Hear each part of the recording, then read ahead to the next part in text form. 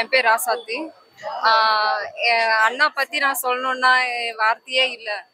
எனக்கு கூட பிறந்த அண்ணா யாரும் இல்லை. ஆனா இவர் என்னைக்கு மண்ணை விட்டு போனாரோ அன்னையில இருந்து எங்க கூட இருக்கிற மாதிரி தான் நான் இது வரைக்கும் நான் வாழ்ந்துட்டு இருக்கேன். என்னோட ஸ்டேட்டஸும் சரி, எல்லாமே ஃபேஸ்புக்ல எல்லாமே அவர் என்னைக்கு மறைஞ்சாரோ அன்னில இருந்து இது வரைக்கும் அவருடைய படங்கள் இருந்த மூவி ஸ்டேட்டஸ் வசனம் எல்லாமே என் ஸ்டேட்டஸ்ல இருந்து ஃபேஸ்புக்ல இருந்து போயிட்டே தான் இருக்கும். இது வரைக்கும் நான் அவரை மறந்ததும் இல்லை. நான் காலையில ஏந்திருக்கிறதுக்கு சொல்லவும் சரி, நைட்டு நான் படுக்கிறப்பவும் சரி, எனக்கு அண்ணான்னு யாரு நிக்கிறாருன்னா எங்க அண்ணா மட்டும்தான்.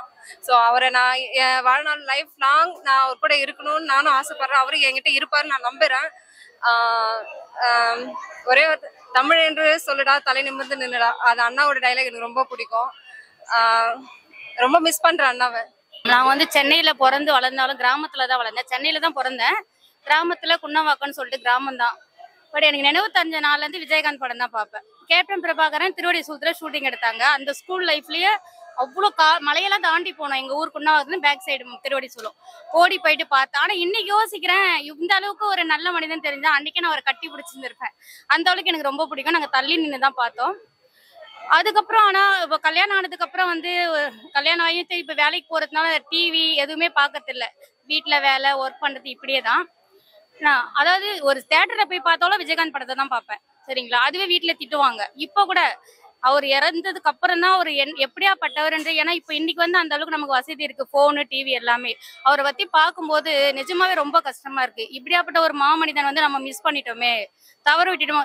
எப்படின்னா அவருக்கு உடம்பு சரியில்லைன்னு ஃபர்ஸ்ட் சொன்னாங்க என் பொண்ணு. கேப்டனுக்கு உடம்பு சரியில்லை. உண்மையிலேயே என் மனசு வலிச்சுது. அப்போ அந்த டைமிங்க்கு என்னால் அழக்கூட முடியல. அந்த மாதிரி ஒரு சூழ்நிலை. அந்த மாதிரி இருக்கும்போது நிஜமாவே எப்படின்னா நம்மளுடைய உசுரே போன மாதிரி இருக்கு. எனக்கு அந்த அளவுக்கு எனக்கு உசுர் அவர். நிஜமாவே ரொம்ப ரொம்ப ரொம்ப பிடிக்கும். I love you captain. நான் அண்ணான்னு தான் கூப்பிடுவேன். நான் இன்னைக்கு எனக்கு என்ன கூட பிறந்த அண்ணாங்க யாரும் இல்லை எனக்கு. நான் ரொம்ப அந்த ஃபீல் எனக்கு அப்ப தெரியல. ஆனா இப்ப தெரியுது. இந்த அண்ணாவை நான் ரொம்ப மிஸ் பண்ணிட்டேன். எனக்கு என்ன வருத்தம்னா, அவர் நேர்ல நான் ஒரு போட்டோ எடுத்திருந்தா எனக்கு ரொம்ப சந்தோஷமா இருந்திருக்கும். நான் அதைதான் ரொம்ப ரொம்ப மிஸ் பண்றேன். இப்ப அவர் இல்லாதப்போ நான் ரொம்ப கஷ்டப்படுறேன். என் அண்ணா கிட்ட நான் போட்டோ எடுக்கல அப்படின்னுட்டு. இருக்கலாம். நான் எப்படி சொல்றது, ஒருவேளை அவங்க ஃபேமிலி கூட ஒரு போட்டோ எடுக்க வாய்ப்பு இருந்தா ரொம்ப சந்தோஷம் தான். அந்த ஒரு கவலை எனக்கு போயிடும். எல்லாவேண்ணா. ஆமா அண்ணா.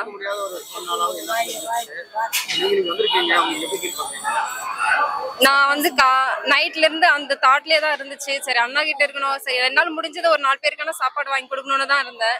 ஆனா என்னால சரி வேணாம், நான் அண்ணா இடத்துலயே போயிட்டு வரணும். ஏன்னா இதோட அவர் மறைஞ்ச பிறகுதான் இந்த இடத்துக்கு வந்தேன். இது 2வது டைம் நான் பாக்குறது. சரி நம்ம அவர்கிட்டே போயிட்டு ஆசீர்வாதம் வாங்கிக்கலாம் அப்படி. நெக்ஸ்ட் டைம் என்னால் முடிஞ்சதை நான் செய்வேன். என்னால முடிஞ்சது அண்ணா எவ்வளவு சொசைட்டிக்கு ஹெல்ப் பண்ணாரோ, அதனால கொஞ்சோண்டு நான் பண்ணுவேன்னு எனக்குள்ள ஒரு நம்பிக்கை இருக்குது. நான் கண்டிப்பா பண்ணுவேன். நான் இப்பவும் விஜயகாந்த் படம் மட்டும் தான் பார்ப்பேன். விஜயகாந்த் பாட்டு மட்டும் தான் கேட்பேன்.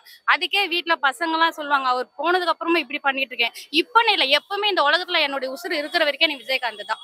வேற எந்த நடிகர் வந்தாலும் சரி எனக்கு. அதாவது சினிமா துறையில பிடிச்சிருந்து இப்போ அவரை பத்தி கேட்கும் போது, அரசியல்ல இருக்கும்போது சரி, நிஜ வாழ்க்கையில இப்படி எல்லாம் இருந்தாருன்றதை கேட்கும் போது உண்மையிலே ரொம்ப கஷ்டமா இருக்கு. இப்படி ஒரு மனிதனுக்கு இவ்வளவு சீக்கிரம் இறப்பு வரணுமா அப்படின்றத நினைக்கும் போது ரொம்ப கஷ்டமா இருக்கு. அதான் கடவுள் நல்லவங்களை வாழ விட மாட்டாங்கன்றது 100க்கு 100 உண்மை. நல்லவங்கள உலகத்துல வாழ விடல. அதுவும் இந்த மாதிரி ஒரு நிலைமையில இருந்த மனுஷனை இன்னும் கொஞ்சம் காலம் வாழ வச்சிருக்கலாம் மக்களுக்காக. ஆனா அவருடைய ஆசீர்வாதம் எல்லாருக்கும் கிடைக்கணும். முக்கியமா நான் இதோட 3 முறை இங்க வந்திருக்கேன். இந்த ஒரு 2 மாசத்துல, ஜூன் ஜூலை 3 மாசத்துல 3 முறை வந்திருக்கேன். வந்தானே என் வேண்டுதலை வைப்பேன் நான். சரிங்களா? அதே மாதிரி எல்லாரையும் அவருடைய ஆத்மா எல்லாரையும் ஆசீர்வதிக்கும். எல்லாரையும் நல்லபடியா தான் வச்சிருப்பாரு. ஏன்னா ஒரு மனுஷனா இருக்கும்போதே வாழ வச்சவரு கண்டிப்பா ஒரு கடவுளா கண்டிப்பா எல்லாரையும் வாழ வைப்பாரு. அவரை நம்பி நாம கண்டிப்பா வேண்டுவோம். அவருடைய குடும்பத்தையும் நல்லபடியா வச்சுக்கணும், நம்மளே நல்லா வச்சுக்கணும்.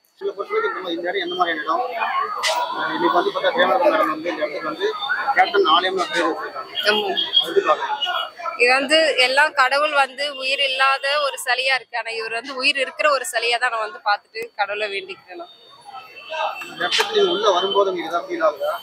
கண்டிப்பா எனக்கு எப்படி ஃபுல்லாவே ஸ்வெட் ஆகுது, நடுங்குது, ஒரு பயம், ஒரு ஃபீல் எல்லாமே இருக்கு எனக்கு. அவர் அந்த இடத்துல என்ட்ரன்ஸ்ல வர்றப்பவே எனக்குள்ள அந்த ஒரு சந்தோஷம்.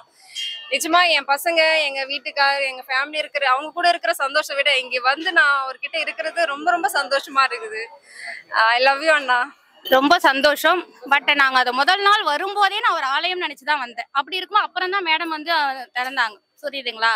நாங்க முதல்லயே உணர்ந்துட்டோம், மனசார நினைச்சோம். ஏன்னா கோவில 3 முறை சுத்துற மாதிரி நான் 3 முறை சுத்தி வந்தேன். அன்னைக்கு திருநூறு எடுத்து வச்சுட்டோம், பூ போட்டோம், எல்லாம் பண்ணோம்.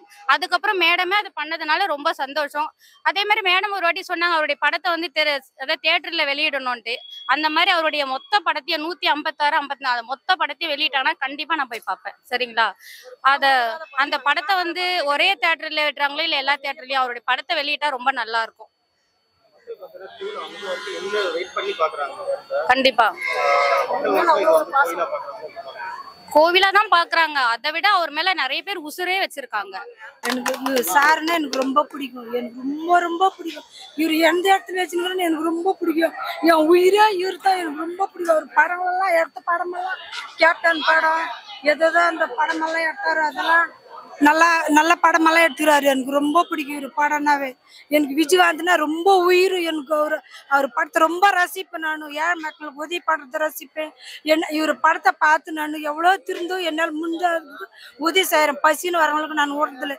இவர் எப்படி இவரால் முடிஞ்சதோ படிப்படி ஏறினாரோ அந்த மாதிரி நான் நினைக்கிறேன். மக்களுக்கு என்னால் முடிஞ்ச உதவி நான் செய்யணும்னு நினைக்கிறேன். எனக்கு ரொம்ப பிடிக்கும். என் கடவுள் முக்கியமான கடவுள்னா இவர் தான். என் கடவுள், என் உயிரே இவர் தான். என் இதயமே இவர் தான். என் 2 கண்களும் இவரு தான். எனக்கு ரொம்ப பிடிக்கும். என் பொங்கலுக்கு அண்ணன் இல்லாத குறைய தீர்த்தது இவர் படத்தை வச்சே நான் என் பொங்கலுக்கு உணர்த்தினேன்.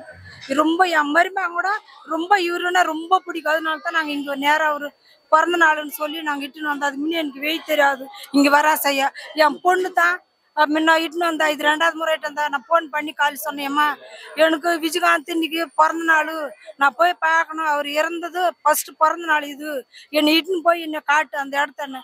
என் பொண்ணு என் மருமகனை இட்டுன்னு வந்து எனக்கு காட்டினாங்க. என் பொண்ணு தான் எனக்கு இதெல்லாம் வெய் காட்டி கொடுத்ததே. உசுறுதான் லவ் தான், உண்மையான லவ் தான். அவருடைய ஆக்டிவிட்டி, அவருடைய அழகு, பேச்சு, அதாவது அவர் எப்படி சொல்றதுன்னா, நான் அவருடைய சின்ன பொண்ணு தான், ஆனா ரொம்ப பிடிக்கும் எனக்கு எல்லாமே. அவர் அதாவது எப்படி சொல்றதுன்னா, அழகு, அவ்வளோ அழகு, அவ்வளோ பேச்சு திறமை, நடிப்பு, எதுலையுமே அவரை வந்து குறையே சொல்ல முடியாது. மாமனிதன்றது அவருடைய கேரக்டர், நல்ல குணம். இப்ப அன்னதானம் பண்றாரு, நிறைய பேருக்கு நிறைய செஞ்சிருக்காரு, அதெல்லாம் அப்பாற்பட்ட விஷயம். அதாவது முக்கியமா எல்லாருமே அவரை ரசிக்கிறாங்கன்னா ஃபர்ஸ்ட் அவர் அழகதான் நேசிப்பாங்க. ரொம்ப ரொம்ப அழகு, நல்ல அதுக்கேத்த மனசு, நல்ல மனசு.